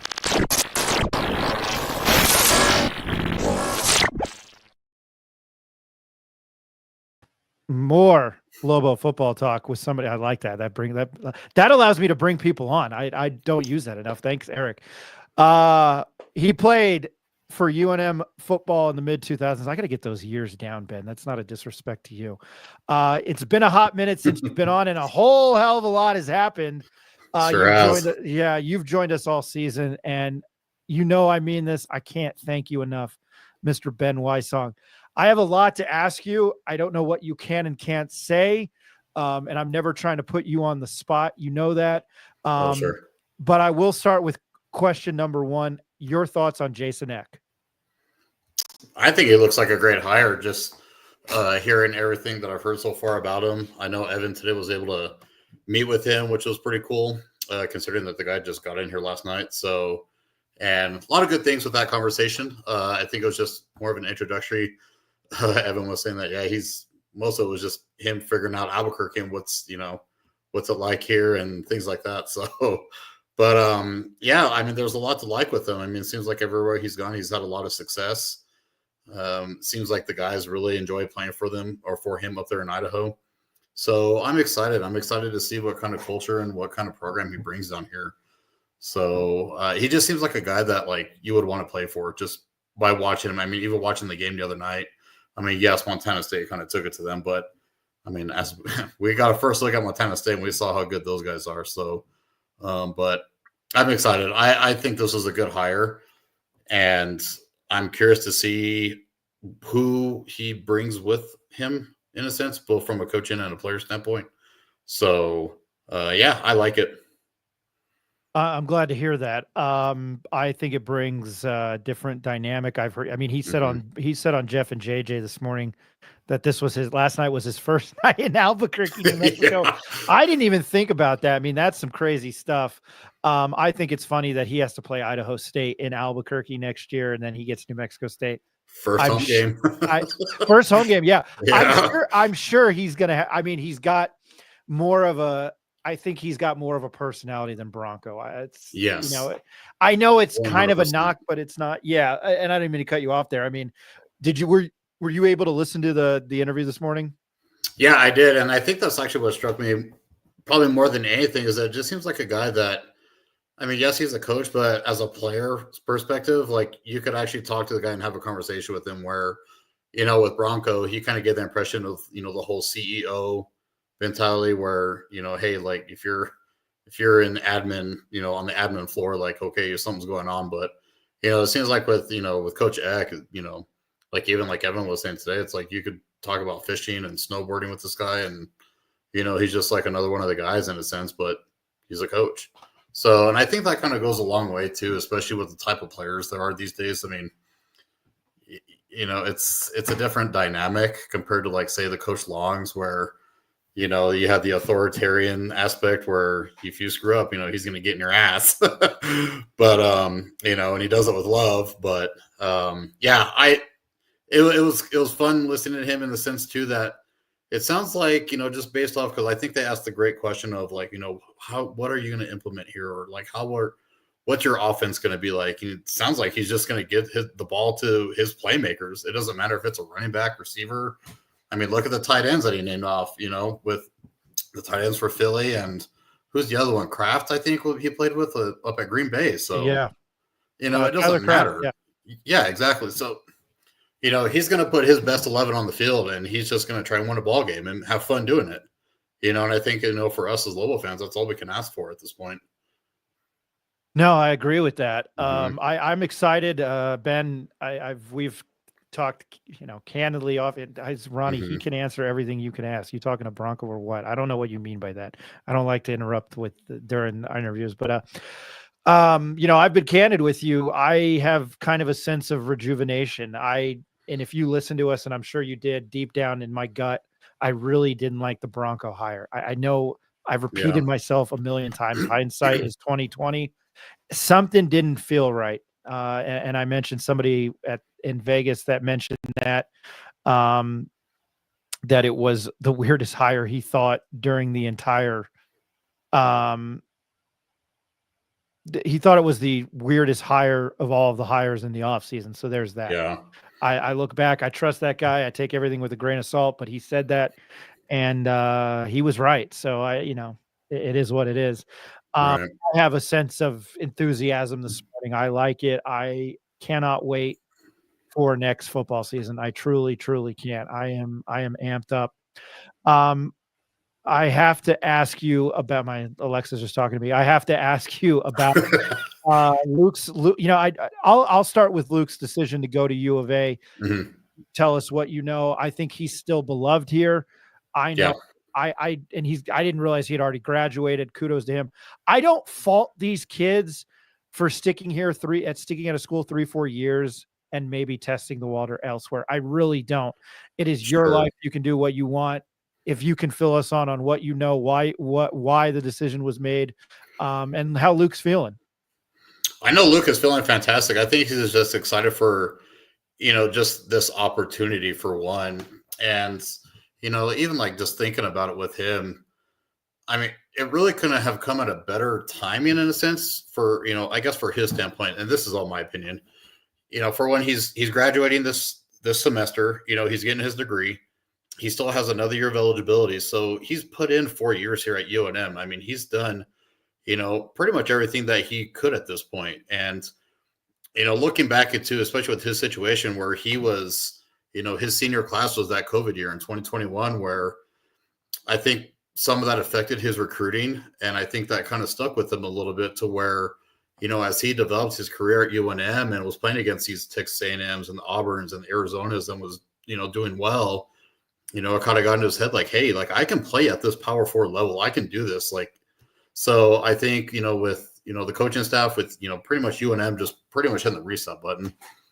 I think he kind of did the same thing too. It's like, hey, you know what? I got 1 more year left. I can go get my master's and I can go play somewhere and just show that I can do this at a different program.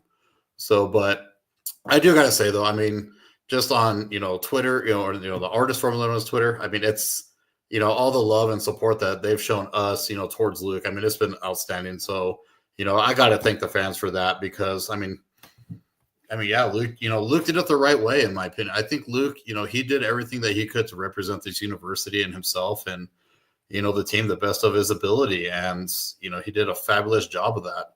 So I don't blame him one bit. I mean, this was his decision and his decision alone. And like I told him, and even like I tell Evan, hey, whatever you guys decide to do, I'm going to back you no matter what, 100%. I mean, don't get me wrong. Yes, we're a Lobo family, but I mean, hey, this is your choice to make. So I'm going to support these guys 100. And this is my opinion. He's still a Lobo. I'm interested to see what he can do. I don't know who's going to be quarterback at U of A next year. I don't know if it's going to be Fafita, but if he's playing with Noah Fafita, they have big shoes to fill with Teteroa McMillan. I know. Who I think looks like Mike Evans. Or Randy. Well, I know when he was down there on his recruiting trip, Noah was there with him at dinner. So I guess that's a good sign. So I don't want to, start any rumors or anything, but I mean, as far as I know, to my knowledge right now, Noah is going to stay there as the quarterback. And this is just my speculation, mine only. Like I don't know anything more than anybody else watching this show at this point when it comes to Noah. So, but if that's the case, if Noah sticks around and you get Luke in there and get a couple of these receivers, man, it's going to be a pretty good offense, especially with Coach Daggy coming in now with that. I mean, he's a former Mike Leach air raid guy. I mean, he's going to spread the ball around. So I'm excited to see what these guys do this year, from an Arizona standpoint. I know UNM guys probably don't want to hear this right now, but I hope they do well because we don't play them now. Yeah, no, we don't have to play them next year. So yeah, exactly. It's a U of A house, and I'm going to bug you to see if Luke would be willing to come on the show because we'd love to talk to him again. Yeah. I can't say it again, Ben. I've told you on air and off the air, and my opinion, my shit ass opinion, doesn't matter. Well, I think what I saw from Luke, I mean, I think against Arizona, I was like, whoa. And then Auburn, and I thought, man, if he's playing like that, I think there's a real chance of next level. I really do. I mean, it kind of reminds you, and I know I'm going to the Belichick. It kind of reminds you of Danny Amendola, and it kind of reminds you of the little slot guys, Cole Beasley. I mean, those guys are studs. They're the reason. Absolutely. Next level. But I mean, that's really. I think there's a real possibility for him to play at the next level, and I wish him, health next year at U of A. I have to ask you, your thoughts on Devin because he threw the ball to your nephew and his decision to go to Utah. I mean, I think for me with that situation, I think it was kind of a no-brainer. I mean, you probably want to follow the guy, whose system that you probably know like the back of your hand now at this point, and you don't have to worry about starting over as a quarterback. I feel like if there's any position on that team that's probably the toughest in terms of going through a coaching transition, it's probably the quarterback. So, I mean, hats off to Devin. I mean, congrats to him, and I hope he does well up there. With him and Coach Beck and that staff, I think they also took Coach Simon, the receivers coach, and Coach Detmer. So that's a solid little group that they're going to have up there with their offense. So they could be potentially, a pretty dangerous team if they get the right guys in there. And, but yeah, I mean, as far as Devin's standpoint, I thought it was a no-brainer. Me personally, I probably would have done the same thing. If it ain't broke, don't fix it. You already know you're going to go into an offense that's going to, not only create success for the team, but also, be able to, display and showcase your talent. I mean, come on, anyone who told me that they wouldn't do it, would be lying, in my opinion. No, I think you're right. I'm very, I mean, I love college football in general. Now I am very invested in these other guys because of the transfer portal, because there was success at the New Mexico level, what happened this last year. And it's just crazy because it makes you wonder now too. It's like the whole, like, what could have been for next year, especially on the offense, because I feel like if Coach Mendenhall wouldn't have left, I feel like we'd be getting pretty much the entire offense back. And no, I totally believe that. Yeah. And I didn't ask you about that yet. I wanted your thoughts on the whole situation with Bronco leaving. I mean, again, to what you're willing to say. I mean, again, this is all my opinion at this point. I can see both sides of the sword on this. I mean, from what I know about Coach Mendenhall, I mean, that guy is a Utah man to his core, and if he's got that opportunity to go back to go be closer to his family, I mean, I can't really fault the guy for that because, I mean, looking back a year ago, he didn't have that opportunity. I mean, yes, he put in for Oregon State and Boise, which, yeah, they're pretty close. But, I mean, when you're, just a drive down the road where I think one of his kids is at BYU currently, and then his other one just graduated from Utah State. So it's like, can't fault the guy. But however, I mean, kind of the way he handled it, kind of a little weird. I mean, I know there's the whole speculation of these guys were checked out even before the Hawaii game. I don't know. I never got any pressure from the boys that, indicated otherwise. So, they were these guys were ready to play for a bowl game, from, what I was told with the guys. So I don't know, but I mean, I got to give credit to Coach Eck, at least he gave a shout out to the, the fans and the players a thank you, I mean, I know Coach Mendenhall met with the players after he got back from Logan when he took the job, but I mean, okay. It's funny that you bring that up because yeah, there you go. There it is right there. I wanted to read this earlier and I didn't. Whereas again, it's so much fun to produce and host a show. This is Jason Eck leaving Idaho. Vandal family, we are so appreciative how you embraced our family. The last 3 years have been nothing. The last 3 years have been nothing short of amazing. From 6 years our family spent in Moscow, it will always hold a special place in our hearts. Thank you to President Green, AD Terry Goglick, and all the administration for taking the chance on a first-time head coach and the support they provide to the Vandal family. Vandal football, God. Maybe I should go get my eyes checked or go get another degree. My dad's rolling over his grave for all the money he sent for private school education. Jesus. Thank you to our Ryan. Thank you to our student body, fans, and alumni for showing up in force to watch us play. Thank you to our coaches for their timeless effort. Most importantly, thank you for all the players in believing in us. You guys were the program. We are forever in your debt and what you did for our family. I think there's some of it that's like, oh, they're just doing that because they have to. I think sometimes it's genuinely done because you genuinely mean it. So I think so. I agree. I think it's sincere. I do too. I mean, hey, at least he made the effort to put it out there, whether it was like maybe someone who did it for him on his account or whatever, but still it doesn't matter. I mean, I think, like the old saying, it's the thought that counts. So, I mean, me personally, I don't have any ill will towards Mendenhall, really. I mean, I know I would say a lot of the UNM fans do, which rightfully so. I guess I just kind of look at it a different lens in a sense. I mean, just, from a behind the scenes standpoint, it's like, okay, if this is really, has to do with family and just being back, going home to Utah, can't blame him for that. I think Mackenzie brought up a great point, in terms of, if you've read his book, which I have, he talks about it in there. So, the writing was on the wall in a sense, but it's just too bad that it had happened so fast, and I guess happened the way it did. No, it makes sense. It was, I'm not shocked. I really am not. Yeah. I saw this comment, then I was going to ask you about Ohio State in the playoff. That's going to be interesting. Well, here you go. Here's Jimmy H. Lucas. Yeah, thank you, Jimmy. Yeah, no, he comments all the time. I appreciate it, Jimmy. And then thank you, Evan, for staying. Yep.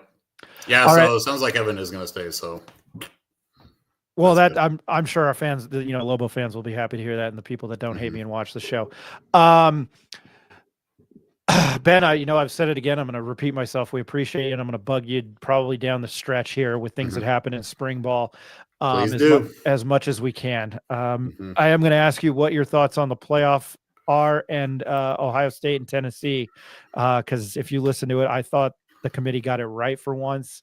I'm excited. I can't wait for Friday night. I can't wait for SMU, Penn State, all the games I'm excited for. And I don't think I've talked to you since Michigan beat Ohio State. So your thoughts on everything, and maybe how you feel about Ryan Day, because I know two people. I know a guy from Columbus that wants him fired. Didn't go to Ohio State, but he can't stand him. The floor is yours. Your thoughts. I don't know about firing him. He's done well. He's at least still getting these guys to the playoff, and just keeping these guys in the conversation. But man, that play calling the last game against Michigan, I don't know what the hell those guys were thinking. It's like you got three of the best receivers in college football, and you don't utilize them hardly at all in the game. And you're going against two of the best, interior D linemen. And yeah, let's run the ball on 3rd and 10 and run a, what the hell are you doing? But anyway, that's beside the point. But yeah, no, I'm with you. I'm super excited about this playoff. I just saw a picture. They got snow over in Penn State, and that game is going to be wild.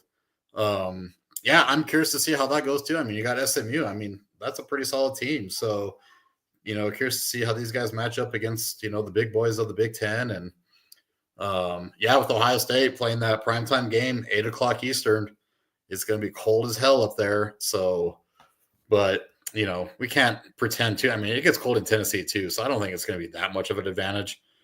But I think, this playoff is going to be fun.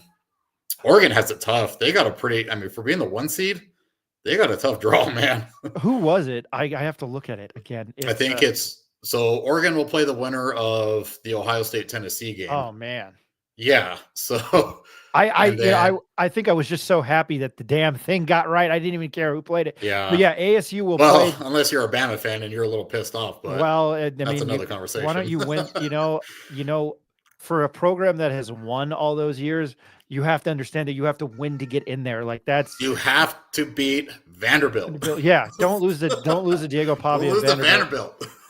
Clemson, the winner of Clemson, Texas, and I'm glad they made the ACC winner go there. They will play. The winner of that game will be ASU. Tennessee, Ohio State will. Yeah, you're right. I didn't realize that with Oregon, because it's 8-9.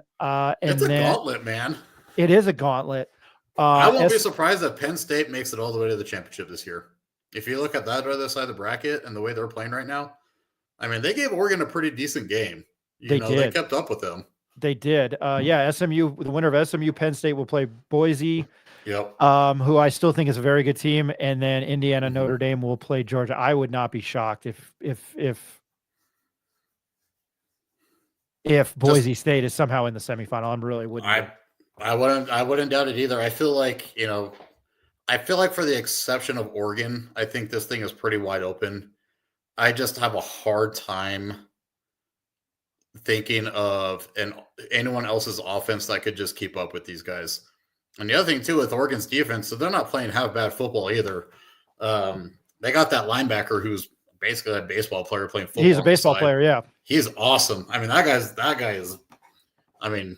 I don't know what they do with these guys out in West with linebackers, man, between him and like Jackson Woodard and these guys, but these guys can freaking play some football. Jackson Woodard was my man crush. He's a stud, man. He's a But, stud, man. I'm really, I hope he's going to be playing on Sundays. He just oh, has for to be. sure. Brian Bocher is, I think, his name. Yeah.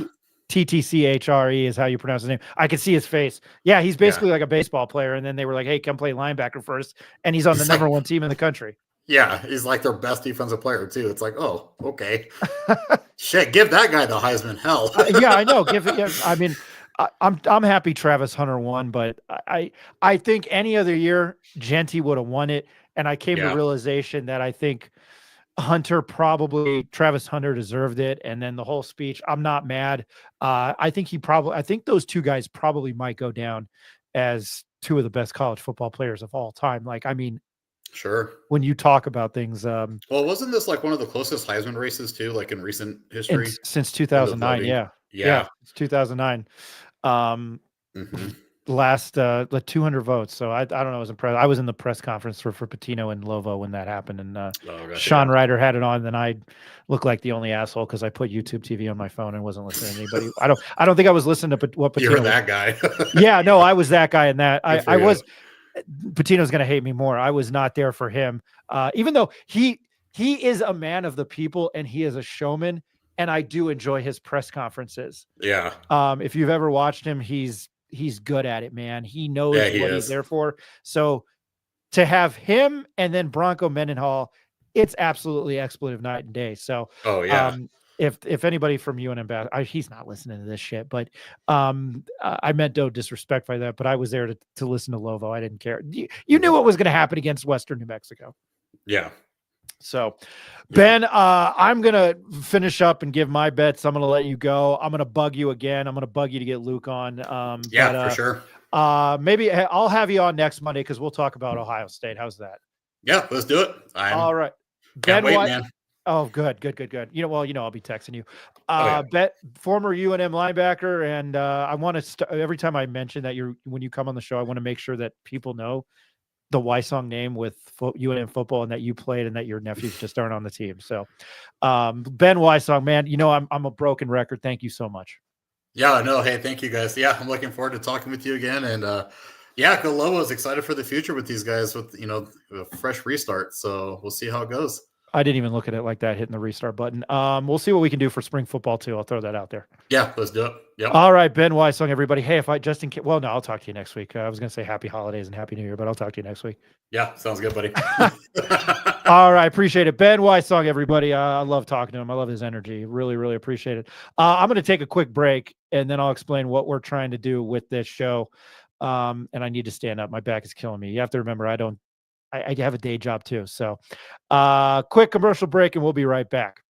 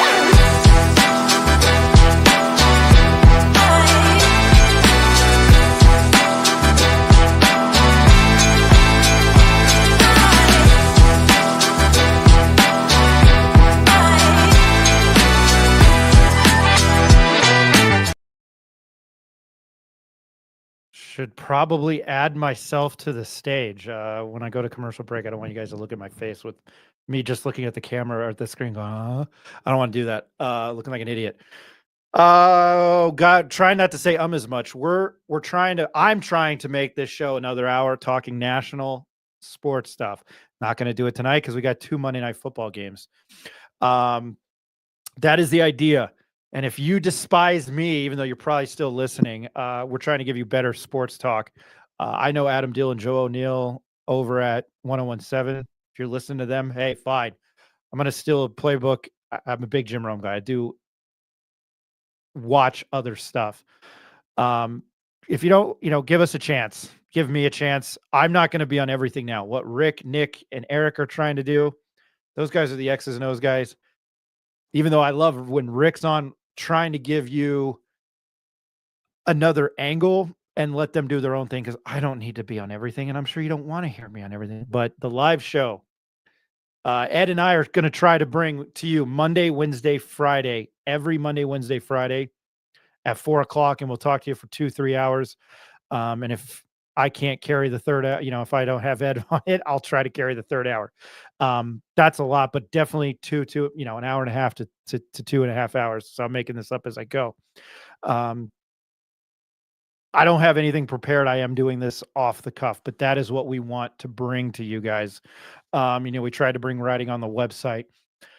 I'm probably not the best at this. I have a lot of things to say and I am very opinionated. And I'm pretty good at pissing off people and my friends, and significant others. So there you go. But again, when we started this show, it was meant for people who didn't have to listen to whatever that rat shit is on 610 on KNML in the afternoon. And I'm not just saying that. I praise Joe and Adam. You probably want sports talk. You probably don't want wannabe Barstool. And I know I'm digging a hole here with that. But I would like to be different than that. And our primary focus is UNM. There's other things I want to talk about. I grew up in Albuquerque and on the East Coast, so you got to bear with me on that. But that is what we want to do. Feel free to reach out to us. We have a Gmail. We have a Twitter account. The guy that told me to go fuck myself refollowed us on Twitter. So that goes to show, or I told him that I was going to go F myself because UNM won a game. But I definitely want more involved. I know not a big hockey community. Going to have my buddy Chris Bengal on from NHL. He covers the NHL from CBS. Going to try to do more of that later on, but we are going to hit you hard. 4:00. Do I have Beavis and Butthead? I have Gronk laugh. There you go. Hit you hard. 4:00 right off the bat. We will talk UNM.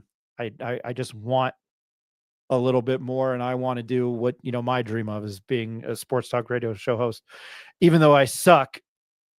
But at this, I appreciate my time at KNML, and I think it got me a little bit more polished. But you have to remember, I didn't do this. We started this as a women. I've built a studio in my house. I have a day job. Some days it's not easy for me to prepare. Other days I try to be more prepared. When we did the Saturday show, I wanted to be prepared. So I'm trying to do this off the cusp. Nice shirt. I don't know what you mean by that. This is just a Nike pullover, unless you're referring to the stuff behind me. Or maybe Ben. Ronnie Chavez, go Avs. So, hey, recapping the NFL very quickly over the weekend. Ned James talked about it. I think one of the things I was most impressed with was Baker Mayfield. I had a lot of people reading me the riot act that the Steelers are going to win. I've bought into the Eagles, and I'm a New York Football Giants fan. Josh Allen has looked good. Lamar has looked good. It's like the same old song and dance, but I was really impressed with Baker Mayfield yesterday and those numbers. Still trying to figure out why Dan Campbell went for it or kicked a field goal. Kicked an onside kick with 12 minutes to go. But that's Dan Campbell. I know Ned's not on, but I appreciated that. It's, I think, new ways of winning. I'm conservative in a lot of things, but I'm all for that. It's entertainment, and they realized that they couldn't stop him. I understand that they are paid to do that. They couldn't do it. As far as the Giants go, keep losing. Cam Ward, Shedeur Sanders, I'm all for it. Although I think Shedeur said he would not play for the Giants. You're in New York City, man, but Vegas is another thing. I get it. 2 Monday Night Football games tonight. God bless it. And then there's football Saturday, Sunday, Monday, Wednesday, and Thursday of next week. So 5 of 7 days or something. It's fantastic. Oh yeah, Saturday, because there's the 2 games along with the CFP. So I got to say, the NFL has balls to go up against the CFP. That's just the college football fan in me. But I wanted to get, as I always mention, I wanted to give you my picks tonight, as before I sign off here, because the one game starts in 10 minutes, and I have somewhere to be to watch it. If I were a gambling man, which I am, with the 6 o'clock game, the Bears and the Vikings, give me the Vikings -7. I know it's a lot of points. Matt Eberflus fired. I don't even know who the interim head coach is at the Bears. I wasn't impressed with Caleb Williams in college. It's a rude awakening. I don't think they're that good at all. I know there's a lot of talent. I was a Rome Odunze guy last year at Washington, but I thought Michael Penix, Bo Nix, Jaden Daniels were the creams of the crop, and Drake May when it came to quarterbacking, not Caleb Williams. He has run around and he has figured it out. The other teams have figured it out. They are quicker. They are just as quick as him. And I think he runs around and he gets himself in trouble. Again, that's me speaking as a non-X's and O's guy. Arnold Schwarzenegger. It's not a tumor. And who is your daddy and what does he do? Sam Darnold is going to get a paycheck. They have to figure that out. I think the Vikings are in a dilemma. What do they do with JJ McCarthy? And I like Justin Jefferson. Jordan Addison, they got him going. He had a huge game, 2 weeks ago? I think Justin Jefferson had both big games against the Atlanta Falcons. TJ Hawkinson, they open up. They have a lot of playmakers, and also bias because I have Aaron Jones and Justin Jefferson on one of my fantasy teams. So I like Vikings -7. I know it's a big number. They're at home. I don't think the Bears care anymore. That they've lost 7 in a row. The Thanksgiving game, they look pretty good in the second half. But again, the 15 guys on IR for the Lions, I mean, that's rough stuff. And I think who was it? Jim Nantz was saying that they're America's team. The 2 new America's teams are the Buffalo Bills. Circle in the wagons like the Buffalo. They're losing the Super Bowl like the Buffalo Bills. Are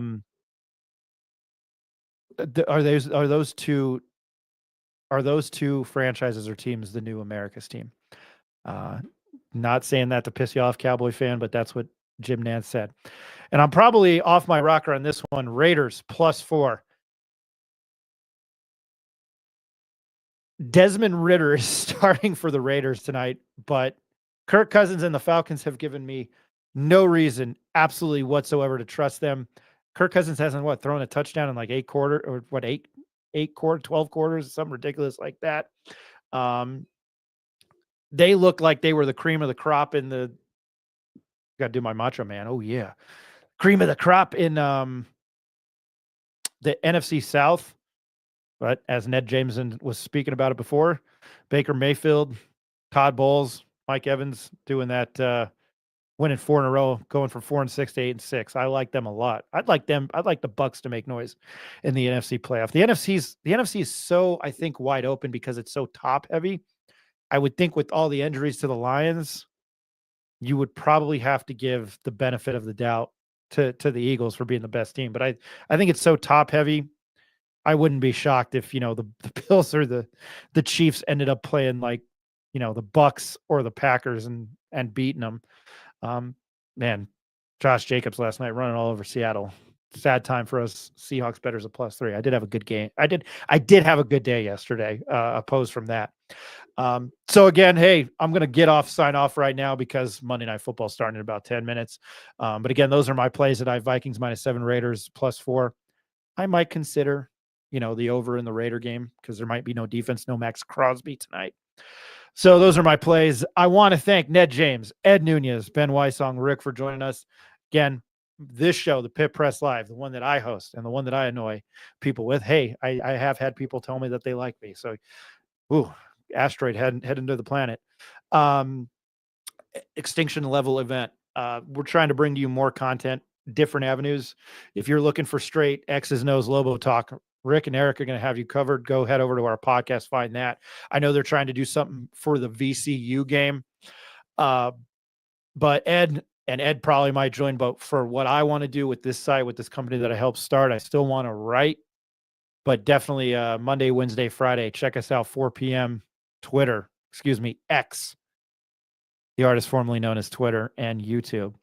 Appreciate everybody watching. Appreciate everybody that commented.